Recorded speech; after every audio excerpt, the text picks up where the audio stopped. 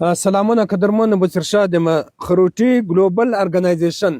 پاکستان د دې لارښه څخه نن د بوري په ښار کې دلته کټویل راغلی له ما سره قدرمن ملګری دی یونس خان خروټي.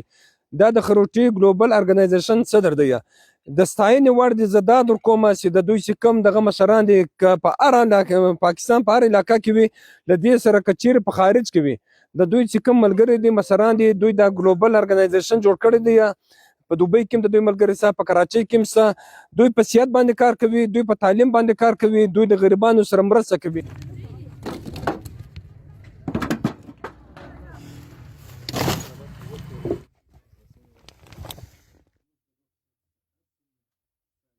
یو داسې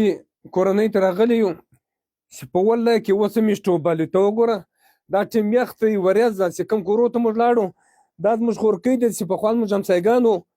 په دې مده سړی واچولو د خروټي ګلوبل ارګنایزیشن اړخه څخه په دا یخ کې دا ناسته ول اوس به دا اور عمر بلکو اسټوپ هر څه مو راوړ دغه سره په لورلای کې زموږ په هزاره ماله کې چې یو کور دی هغه له کلو څخه پروت دی کوچني بچیان دي معذور دي ما ویلچیر هم ورکړی دی د هغه تر کوره پورې موږ دا راشن رسوو ورکوو خو د هغه تصویر شی موږ نه ورکوو. نن په کټوۍ کې راغلی و کوم کور ته موږ ولاړو د دې کور پر د موږ سره پر سیډ ولاړ دی موږ چې کوم دا ملګری یو موږ دا شان راوړی دی په ویډیو سکرین باندې موږ دا ښکاره کوو.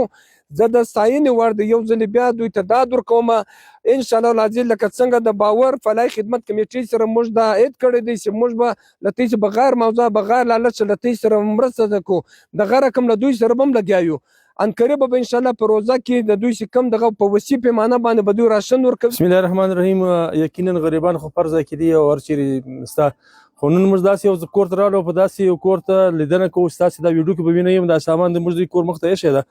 چې هغه دومره مستحقه دي چې سړی راسي په هغه د زړه درد څه کوي خو انسان بالکل هغه حواس باخته سي هغه انسان هغه حواس کار ایله کړي. د نن په دغه کمره کې د نن دوه خوندکیانې دي چې هغه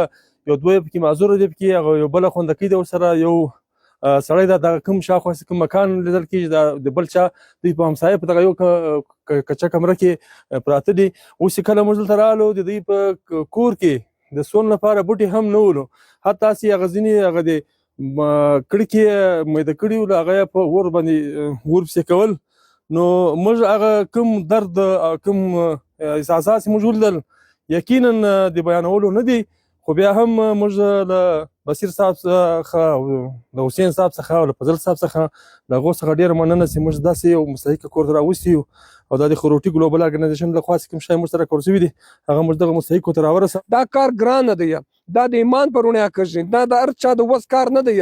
په دا زمې باندې په دا شنه یخ باندې خپل موټر خپل پټرول خپل شان ځای کوي له ما سره فضل جان خروټ دی الله تعالی د خپل جایداد ورکړ دی خپل شورم د خپل کاروبار دی ارڅ لري دوی خو دوی د خدمت په مخ راخصه دی الله تعالی د دوی مدد وکړي. بسم الله الرحمن الرحیم. زه فضل رحمان خروټی د خروټي ګلوبل ارګنایزیشن له پلیټ فارم څخه تر هر څه له مخه شاغلي بشیر سعد صاحب 360 نیوز والا څخه ډېره مننه کوو کورودانۍ ورته وایو چې دوی په دا یخ کې راغلی او موږ د خروټي ګلوبل ارګنایزیشن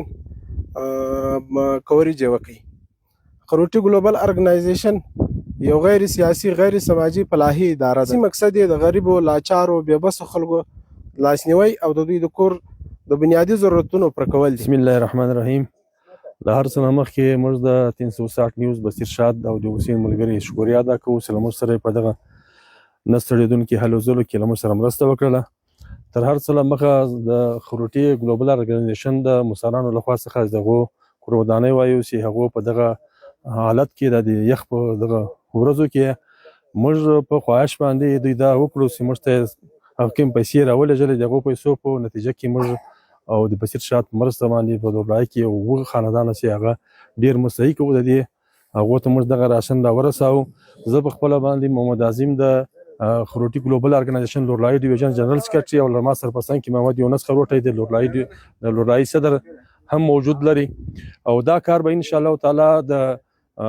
360 او د بصیر شاد او د حسین خان په مرسته او د نور دلته کوم داسې فلاحي خلک دي او هغه خلک چې هغه سماجي انسانان دي د خلکو د بهبود او کامیابي غواړي د هغو په مرسته به ان شاء الله تعالی پر روان وخت کې هم د لورلایي لپاره د ګلوبل ارګنایزیشن او د خروټي پلاهي کمیټې لورلایي مخکې سي 3 کاله مخکې موږ باندې کار کاوه او رجسټر تنظیم ده او په ټول پاکستان کې ده له ټولو مخیرو حضرات څخه زموږ هیله هم دغه ده چې هغه د پاکستان په هر ځای کې او خصوصا په دغسې علاقو کې لکه لورلایي او ځینې داسې